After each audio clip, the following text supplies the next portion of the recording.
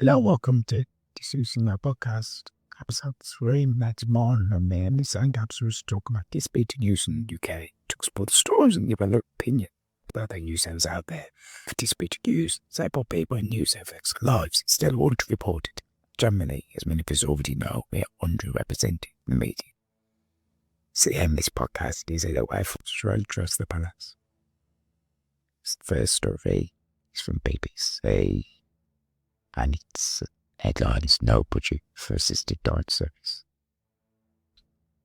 Street says Health Secretary West Street said there's no budget for an assisted dying service.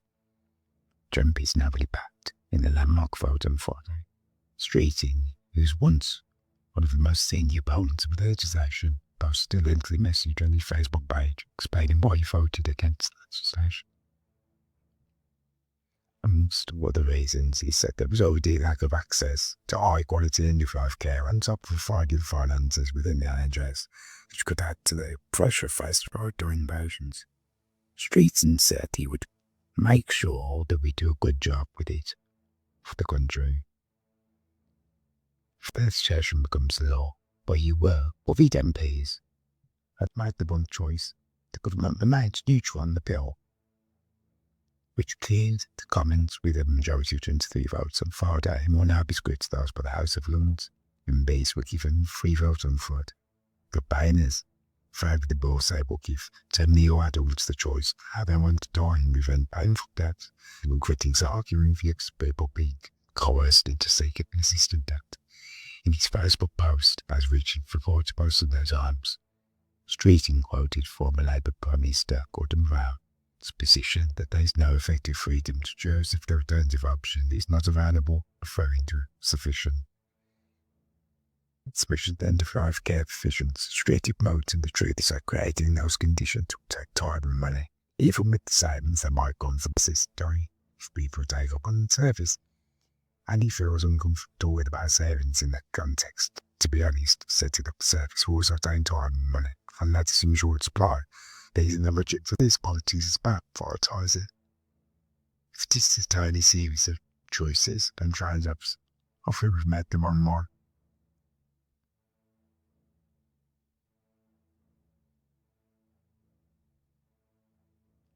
So,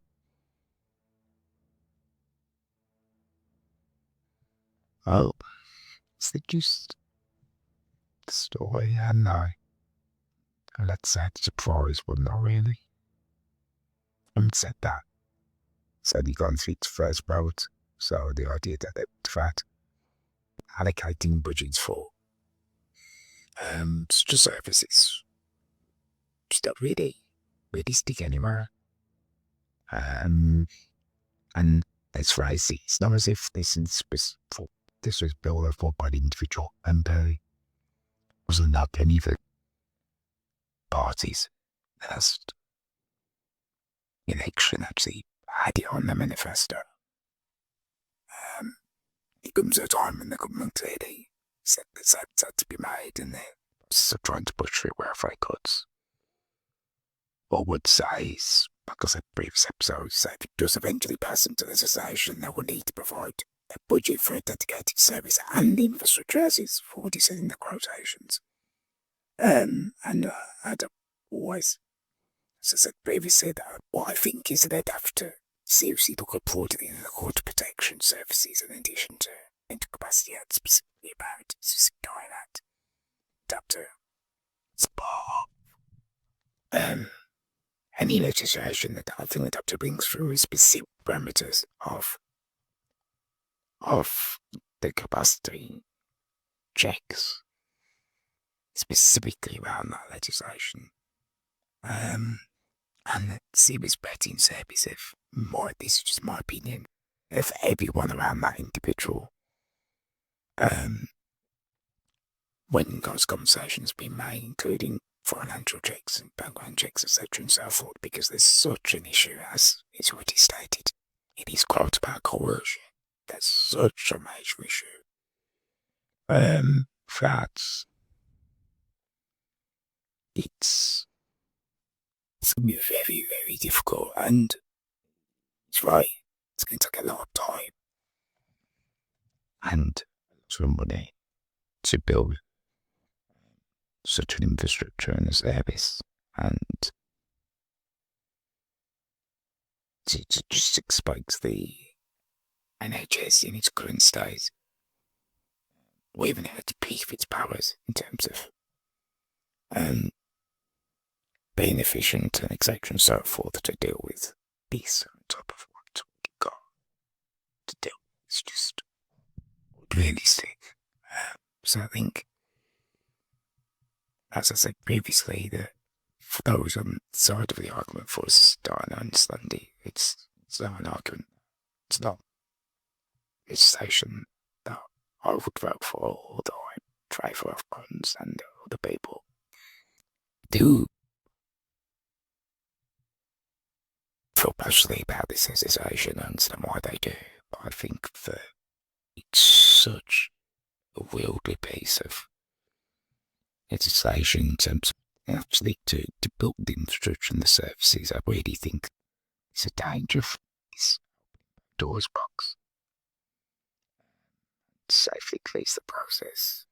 I think it's going to be a lot of mistakes on the way in any kind of infrastructure that's built, and there's going to be people that fall through the cracks, which is exactly what campaigners have argued. And also pressure, as he's just said, about the NHS bringing severe pressure in terms of finances. They're not being the finances some public services. I think there'd be a shift. But in terms of pressure for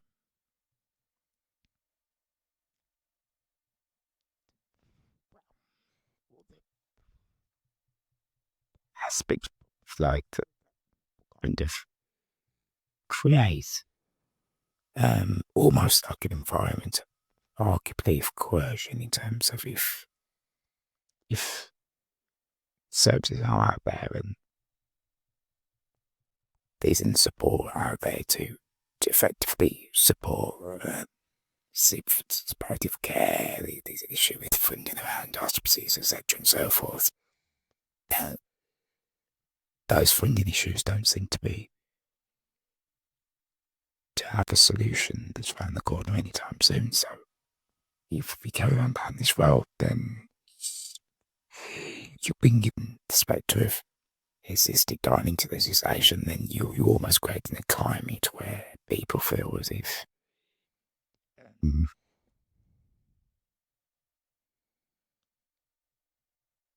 that's an option when ordinarily it may not be, if you have the right services in place to support some people towards the journey of end of life more effectively. And I think that's basically kind of what he's arguing himself there. Mystery. Anyway, we will see. Story number 2 is again for the BBC, and it's Rogue Model. I'm excited about acting debut. A woman who had histories with the first model syndrome to feature on the front cover of Vogue said she was honoured to be making her acting debut. Ellie Goldstein from Essex plays Nancy in the new series of Mallory Towers on CBBC. Doctors said the 23-year-old would never be able to walk or talk when she was born. And she says, "I'm so honoured to be part of this fascinating series. I'm beyond excited to see my episodes and share them with everyone." Married in its 6th series, Mallory Towers follows the adventures of a group of girls. At a boarding school in post-war Britain, I was nervous to go on set, but I saw the schoolhouse. It wasn't a dream, it was really true, and I loved filming every scene of marriage hours. She continues. And then she says, Down syndrome means I've got extra chromosome. Lucky me. Diversity should be out there. And people should not be eating in boxes. They need to be seen. Patricia Hill, to go director, children education at the BBC, said it with a long been a leader in championing diversity and representation, both on screen and behind the scenes. When children see themselves and their peers represented, fosters empathy, belonging, and a deep understanding of others, she said. First episode featured Nanny. choose episode 8 in the series is available on BBC iPlayer on 30th of June and airs on CBBC on the 1st of July. Well, this is a really positive news story and glad to see more representation of people in the media. See, now more than ever, positive representation is what subcurity really needs right now. And, yeah, good on for BBC and also in fact it was model BBC. Good on the fashion industry for taking more strides towards representation. Obviously, in regards to this, it's hard to improve. She's done modelling before. I think, yeah, that's still a new story. I think there's something that the girlfriend is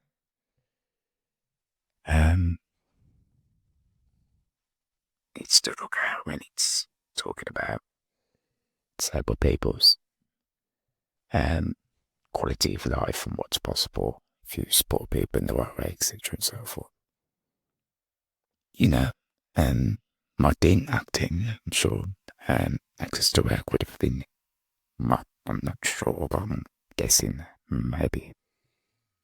In terms of support, access to work might have been involved somewhere down the line. It would have been an example of why these schemes and support and representation, etc. is this is the result that it can get, you know, saying that everybody's going to go on to work in the industry, but it's an example of disabled people living life on their terms and taking opportunities when they're available and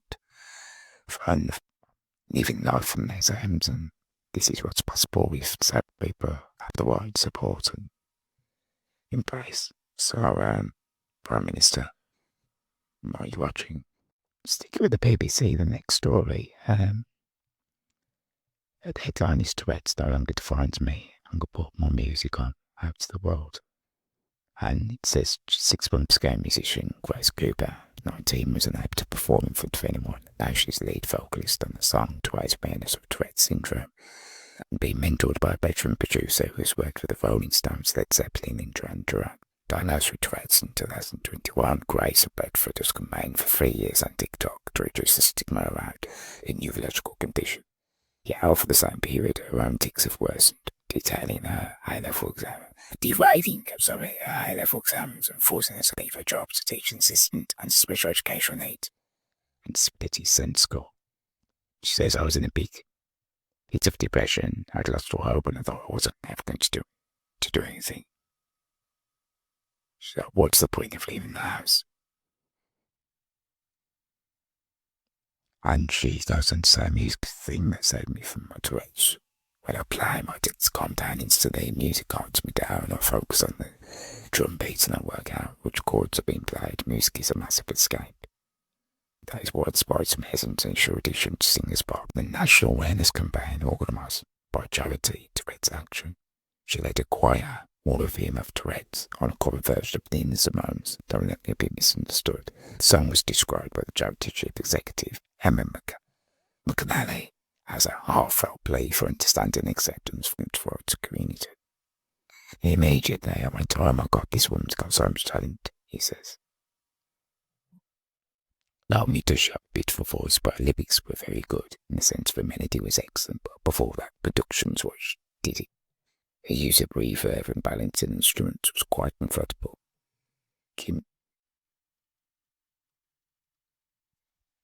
Gibbons is now mentoring Grace as she writes and records her own music.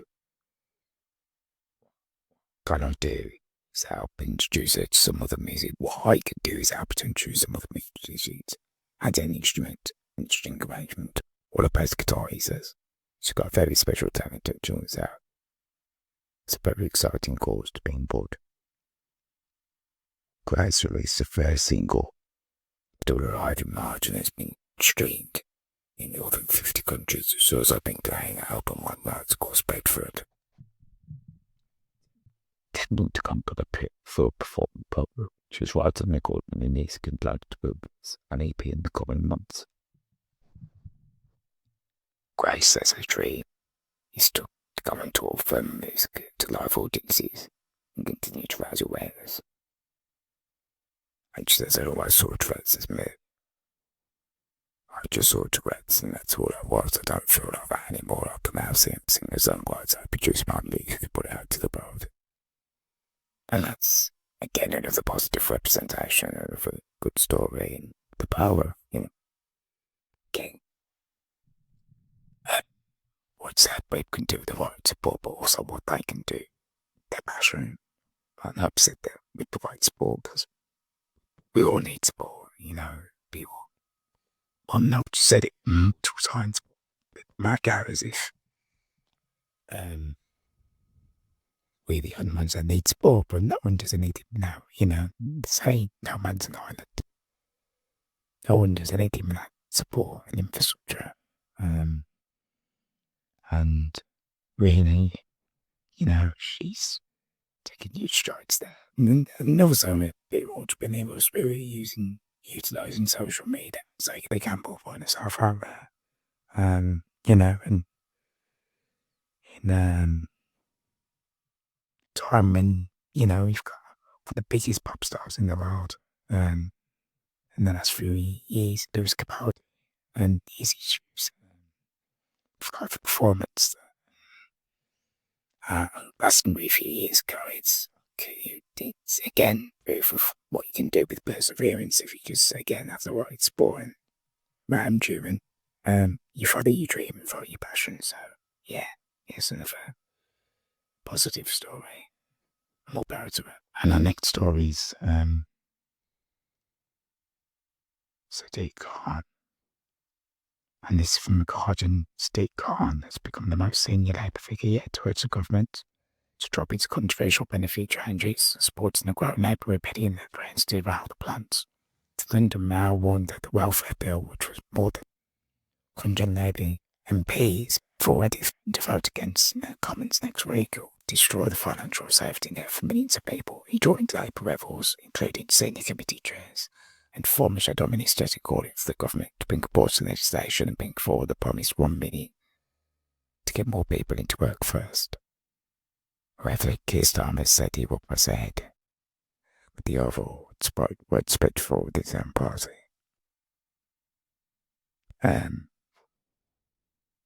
This kindled working bench secretary is doubting talks with MPs who seeks to win over opponents. Cabinet ministers include Angela Rayner, Jonathan Reynolds and Wes Streeton are also understood to have been deployed to try and convince the anxious benches. The size of the rebellion is enough to threaten Starmer's working majority of 165 and defeat the government's plans if opposition MPs below side with the Labour rebels. Wow. Again, both seem to imagine the government to think about a U-turn. As for the mayor, good things spoken out, but I would say, what took him so long? And again, as I said a few episodes ago, yes, there's discontentment in the backbenchers from the start of this proposed benefit cuts. But, I might be wrong, but it's interesting that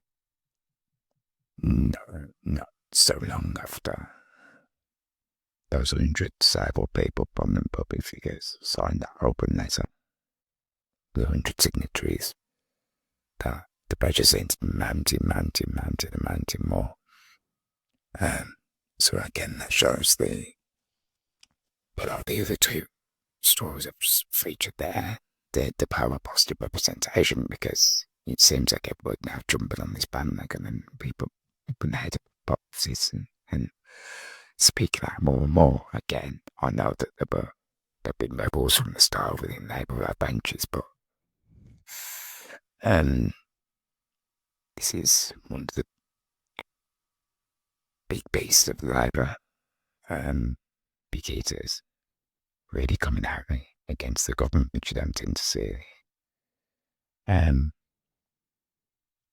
lot. So hopefully he has some bearing in terms of making the government rethink, and we'll see where we go with that. But Yeah, not without time.